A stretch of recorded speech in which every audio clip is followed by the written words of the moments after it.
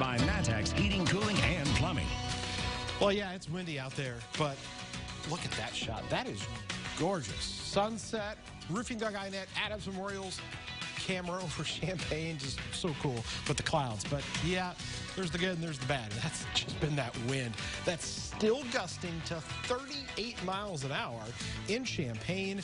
These winds are going to stay gusty as we go throughout the course of this evening. Now, we've got a little bit of cloud cover out there, but at least we had sunshine, and those temperatures, they were mild today. We made it to the 60s. We're still in the 60s right now. We're going to be back there again tomorrow, but we've got to talk about the rain chances that are going to be skyrocketing over the next few days. We'll talk about that when we come back. WCIA 3 News starts right now. Now on WCIA 3 News. Retail stores are being put under more restrictions starting tomorrow. Why some business owners say they're happy with the decision.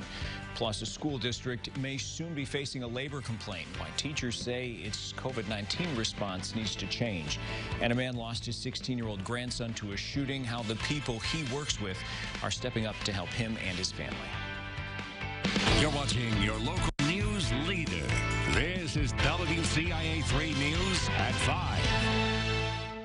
It's a good thing to stay open, and for being downtown, customers, I think, is respectful of the space.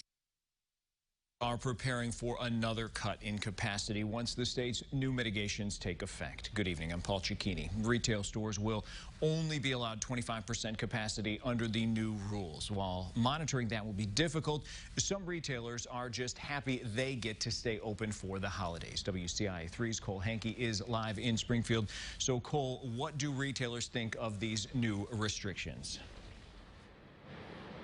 Well, Paul, back when the stay-at-home order was in place, retail owners had to get creative just to keep their doors open. Now, shop owners that I spoke with today were happy that even though capacity is being restricted, that the state is letting them keep their doors open. Retail stores are only allowed to have 25% capacity once the new rules go into effect. So at the big department stores, you may start seeing lines build up outside as employees wait to let people in. But Corrine Campbell, owner of Corrine's Closet in downtown Springfield, says potentially holding people outside won't be too big of an issue for her smaller retail store. So far, like even for the holiday walks, most I have in my store is like five people, and they'll wait outside too or go to other stores until.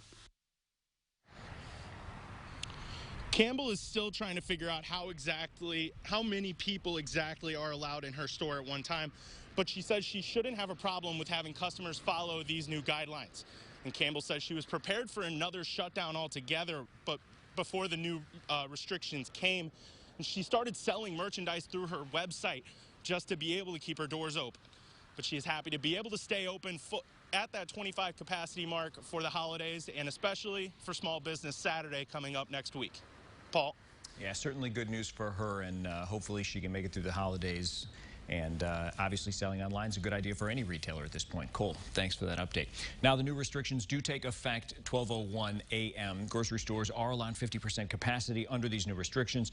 Gyms and health centers are also not allowed to have indoor fitness classes, but they can remain open.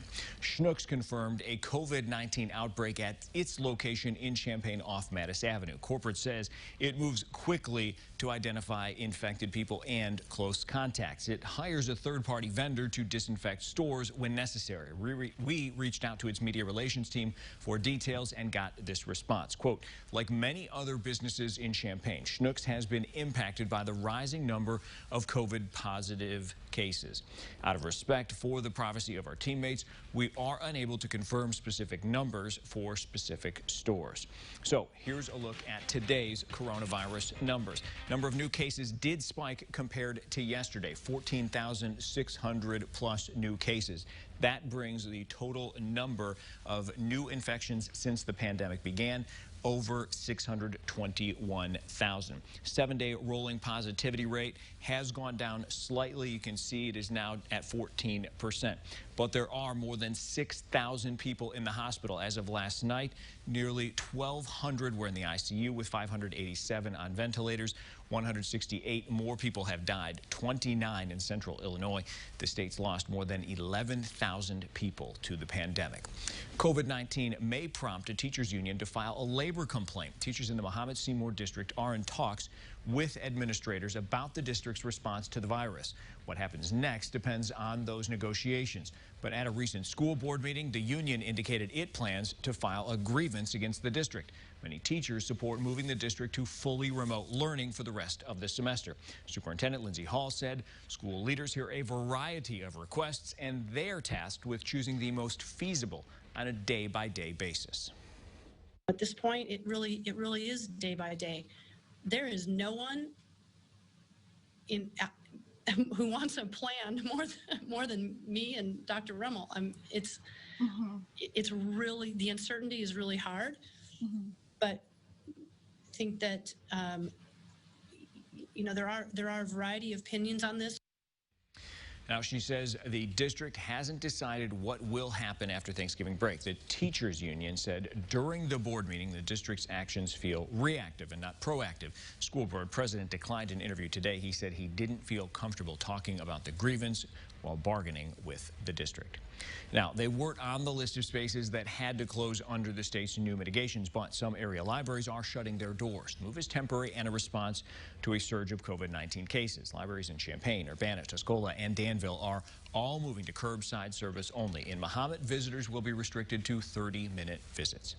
A teenager was shot and killed last week. Now, employees at Nero Zeros in Champaign are donating their tips to help the family. WCIA 3's Jamie Mays is live in the newsroom tonight. So, Jamie, why are these workers stepping up to help? Paul, the grandfather of the victim, works at that restaurant. When employees found out what happened, they wanted to do something. Police say 16-year-old Jerionte Brown was inside a house when someone shot and killed him. Now employees at Nero's Euros are giving their tips to help the family with funeral expenses. They're hoping customers will give money to help. Brown's father says he's still upset over the loss. I was upset, of course, being number one. I couldn't believe that it happened, because my grandson and guns just don't go together at all. A suspect in Brown's shooting was arrested last week in Michigan on an unrelated charge. The grandfather says he's hoping the gun violence will end. He's grateful for the community's support during this time. Live in the newsroom, Jamie Mays, WCIA 3, your local news leader. Yeah, hopefully the community steps up to help. All right, Jamie, thanks. A man in Urbana is facing charges after police say he sexually abused a 15-year-old girl. 23-year-old Luis Sosa Mejia was arrested Tuesday. The Champaign County Sheriff's Office says it happened after a party on October 20th in Champaign. They say the girl was intoxicated when the man left with her. He admitted to police he knew the girl wasn't old enough to consent.